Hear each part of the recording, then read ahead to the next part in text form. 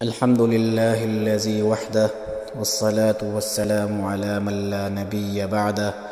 أما بعد أعوذ بالله من الشيطان الرجيم بسم الله الرحمن الرحيم قال رسول الله صلى الله عليه وسلم اتق دعوة المظلوم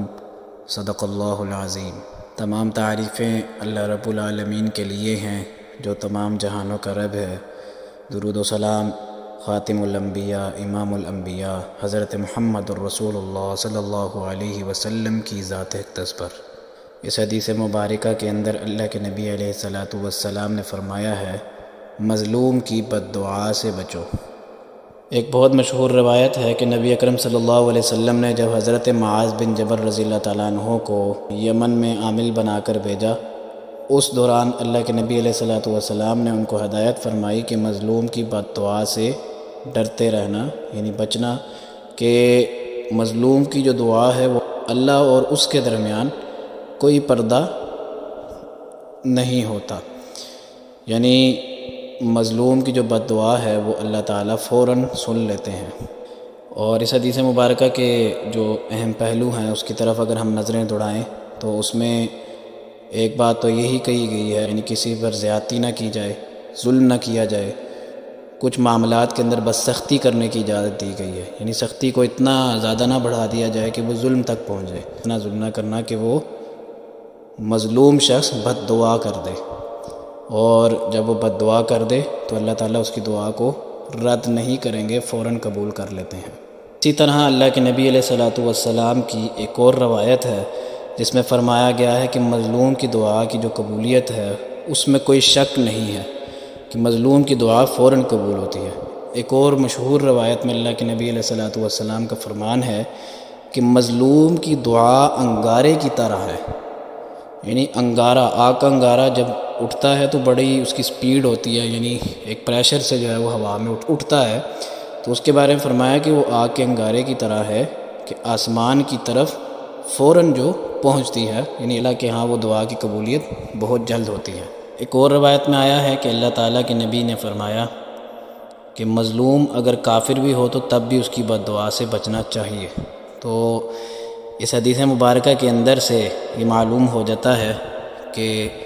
ایک تو ظلم کتنی بری چیز ہے اور اللہ تعالیٰ کو بھی یہ چیز بالکل پسند نہیں ہے، اور ظلم کا جو مقابلہ کرنے والا مظلوم ہوتا ہے اللہ تعالیٰ اس کی آہ کو جب سنتے ہیں تو اس کے نتیجے میں اللہ تعالیٰ اپنی کوئی غیبی مدد بھی فرماتے ہیں۔ اگر ہم ماضی کو اٹھا کر دیکھیں، انبیاء علیہ السلام کی زندگیوں کو دیکھیں کہ جن قوموں نے اپنی جانوں پر بھی ظلم کیا اور انبیاء پر ظلم کرنے کی کوشش کی، اللہ تعالیٰ نے ان کو تباہ و برباد کر دیا، یعنی اللہ تعالیٰ نے پہلے ان کو محتاط رہنے کی تلقین کی، حکم دیا کہ اپنی حرکتوں سے باز آ جائیں، لیکن جب وہ بار بار کہنے پر باز نہ آئے تو پھر اللہ تعالیٰ کا عذاب آ کر رہا اور ظلم ختم ہوا اور اس جگہ ایک نئی بستی پھر سے آباد ہوئی۔ آج فلسطین کے اندر مسلمانوں پر جو ظلم ہو رہا ہے کہ نبی صلی اللہ علیہ وسلم نے فرمایا کہ کافر کی بھی بد دعا سے بچنا چاہیے، یعنی مسلمانوں کو اتنی زیادہ ہدایات اور اتنے زیادہ پیارے اور اچھے قسم کے آداب سکھا دیے گئے ہیں دین اسلام کے اندر، کسی اور مذہب کے اندر ایسی خصوصیت نہیں ہے، کسی اور مذہب کے اندر اتنی ادب اور اتنی پاکیزہ چیزیں اور اتنا خیال رکھنے والی چیزیں کسی اور مذہب کے اندر نہیں سکھائی گئی جو دین اسلام کے اندر سکھا دی گئی ہیں۔ اس کے باوجود امت مسلمہ کا یہ حال ہے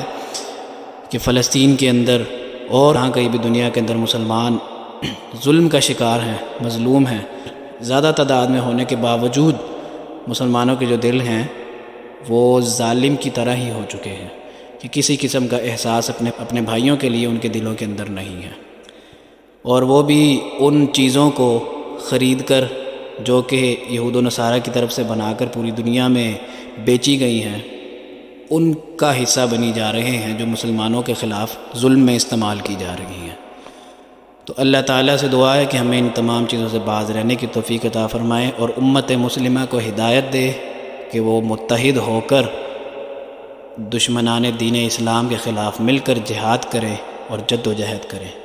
اقول قولی ھذا استغفر اللہ لی ولکم ولسائر المسلمین واستغفروہ انہ هو الغفور الرحیم۔ صدق اللہ العظیم۔